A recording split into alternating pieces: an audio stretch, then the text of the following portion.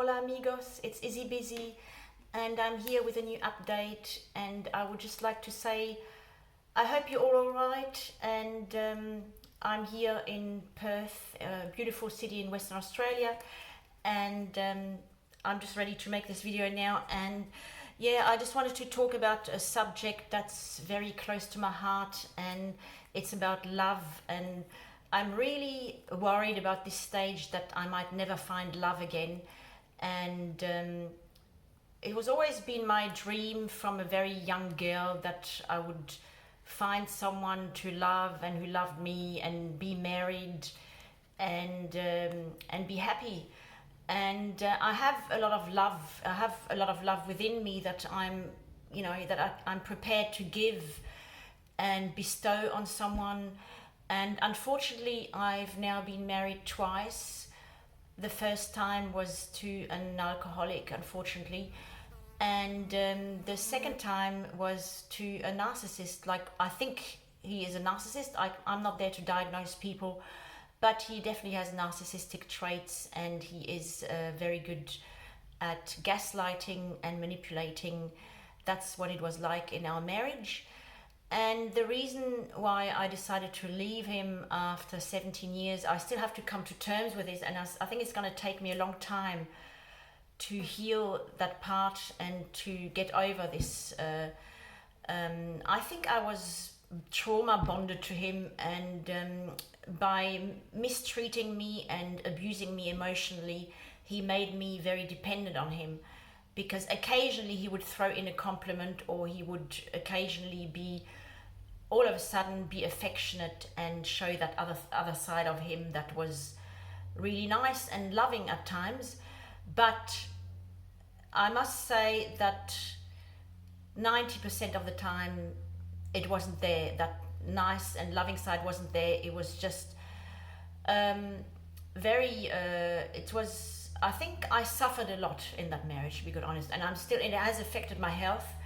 I went to see the doctor today, and I've got some health problems which I'm gonna tell you about maybe in another video. And I know it's due to the stress I was under, and I was dealing with this stress in a way that I shouldn't have done. And fortunately, I didn't take to the bottle, which would have been very easy for me to do, because it's very easy to have a few drinks and forget all your sorrows, or have a few drinks while you're preparing yourself for your husband to come home and be more relaxed and things like that.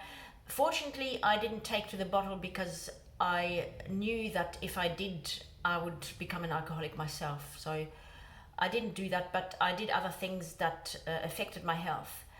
Mainly over-the-counter medications, and I abused them a lot, and I have health problems now that I need to address because of that, and also some painkillers, but I'll get into that later. And I just wanted to say that at the moment I'm very discouraged and very I don't know how to say that. I'm a bit depressed at the thought that I'm now 58 years old, and I'm on my own again, and I've got to start all over. And it's a very scary thought. It's very scary and very daunting to be in that position at my age, and at any age really. It doesn't really matter, because it's not a very nice position to be in, especially after a long marriage, where you put so much energy into that relationship, and you gave so much of yourself, and basically sacrificed all this time and all this love and this energy. But the person I was in love with, the person I was married to, he wasn't really the person that I thought he was. And I mean, I don't know if that makes any sense. I think in my mind I had a picture, but in reality he wasn't like that. He wasn't there to love me and to foster that bond with me and to to live together happily. No, he was very nasty and mean most of the time to me, degrading, and had a lot of contempt for me, and used a lot of sarcasm as well, you know, like to make fun of me. He used a sarcastic tone and would put me in my place and would make fun of me and would be laughing. You know, if I was upset or even crying, he would be laughing, and he would rejoice in that. And that was an awful thing. It's a terrible thing to do to someone, to laugh at someone who's upset or who is crying. And he didn't take me seriously. He treated me like some sort of, I don't know, like a crazy person, someone who's not to be taken seriously, someone who's stupid and who's an idiot. And he used to call me all these names, stupid, idiot, and, you know, it goes on, but I don't want to say too much because otherwise my video might get banned, so better stop at that. And so I was in love with that, and I was always hoping that things would get better. I was always hoping, but my hope wasn't fulfilled. You know, the relationship just, you know, it just, after the stage of the love bombing in the very beginning, that was wonderful. He was perfect back then. He was very loving, and he used to give me presents, he used to give me flowers, he used to write me little notes, he used to ring me and ask me how I was going or send me texts, and he did all the loving things. But that was finished after, and it still sometimes flared up a bit over the years. Sometimes he would do something nice or send me a text, but there wasn't, towards the end, there was no effort on his behalf anymore. He wasn't interested in being close to me. Even when he used to come back from work, he wasn't even happy to see me. Most of the time, there was this underlying irritability and this sense of, you know, you get when someone is really annoyed because they're seeing you and you're there, and they get annoyed. They'd rather you not be there, you know. And he used to go straight on his computer and do his cooking by himself in the kitchen and eat in front of his TV, and he wouldn't want to interact with me, you know. He wasn't interested. After a quick peck on, because I had really insisted on him giving me a kiss when he came back from work, but he did it like, you know, like a chore. That was something that had to be, you know, he had quickly got out of the way, and then he went to do his stuff, and he wasn't interested in having that interaction with me. Like today I have a lot of interaction with my adult children, for example, and it's like, you know, talking to each other, being interested in what they have to say, in, you know, taking interest in their activities, their daily lives, their thoughts, their opinions. He wasn't interested in my opinions. He only had his opinions, and if he didn't agree with that, he'd get angry, or he would talk all over you and to shut you up.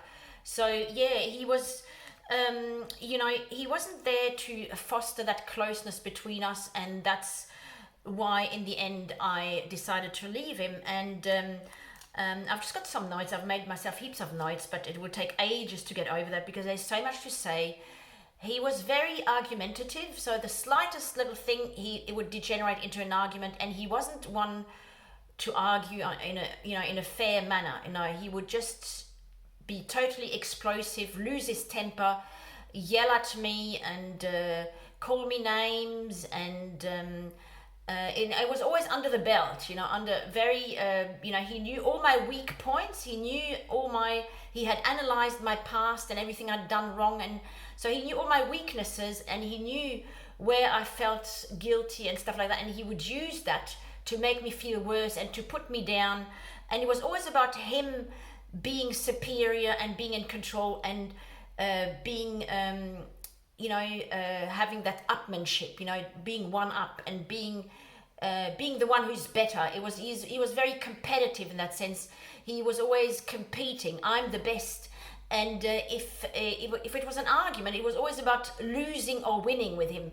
Or, you know, you don't like to lose, and I want, you know, you have, because you're not winning, you're not. And I said, it's not about losing or winning. We're just trying to, you know, talk something, you know, through and trying to figure something out. No, it was all about losing and winning, very competitive. And like I said, very mean and nasty and explosive temper, and moody, very, very moody. And I think that's someone who's extremely moody and who's always whose mood changes all the time, and you never know what mood he's going to be in. I think it's really very manipulative to other people, because these people basically have to adapt to that person and take on that mood and go along with that mood and walk on eggshells. Be careful, they're not going to, oh, he's in a bad mood, be careful, don't do this, don't do that. So you're basically becoming, how do you say that, a puppet to that person, because that person will control you with his or her mood, which are so unpredictable and so scary, so explosive, that everyone is sort of walking quietly like little mice running around, and trying not to upset that person and trying to stay out of their way, and maybe, don't talk. And, I could never talk to him when I wanted to. It was only when he wanted to talk to me, then, yeah, it was okay. He could talk to me, but I wasn't allowed to talk to him, it was always, leave me alone, I'm busy, leave me alone, why are you talking, and you're talking too loud. And, if he wasn't telling me off for talking to him, he would say, oh, you talk too loud, and why are you saying this? And he didn't like what I was saying, so it was either the wrong time, or it was my tone of voice that he didn't like. So I could never talk to him. I basically had to basically make an appointment with him if I wanted to talk to him, and we lived under the same roof, so it was very, very hard work, and always this underlying irritability, that leaks this. He's a very highly strung person, and he's actually got high blood pressure, and very high blood pressure. And when he found out that he had high blood pressure, I told him, look, it doesn't surprise me that you have high blood pressure, because you're so highly strung, and any little thing will set him off, Like one day, I left something on his nightstand, I forgot something on there, and he went off he said, oh, why did you leave that there? Like he was, instead of saying, Izzy, you forgot this here, I'm just giving it to you, he would have, like, very explosive and very difficult person. And his ego is very, very fragile, so you always had to be very, very careful and very defensive. His defensiveness was incredible. He could not take any sort of criticism, and even if it was like constructive criticism and something so basically I couldn't tell him anything that would maybe help to improve our relationship, because he was so sensitive, hypersensitive to criticism, that he would straight away become very defensive, and it would just degenerate into an argument, and then we would have a shouting match, or he would not talk to me. He would, he did the stonewalling, like ignoring me and giving me the cold shoulder. That was his favorite thing, to give me the cold shoulder. And he would not, sometimes he would pretend not to hear me, so he would deliberately not listen to me, and pretend that he hadn't heard me when he had heard me perfectly. And he was cruel. He was a cruel person. He was cruel to me, and I suffered a lot. I suffered a hell of a lot in that marriage, but he doesn't see it that way. He's the victim. I'm the crazy one. I'm the one who left him for no reason.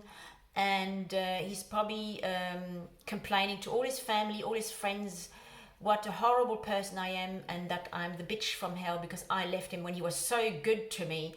And he did all this for me. He has this alternate reality where he thinks he's done me a big, big favor by marrying me and taking on my, my kids. But he wasn't a father to my kids. He hated my kids, and he made them feel hated as well. He hated them.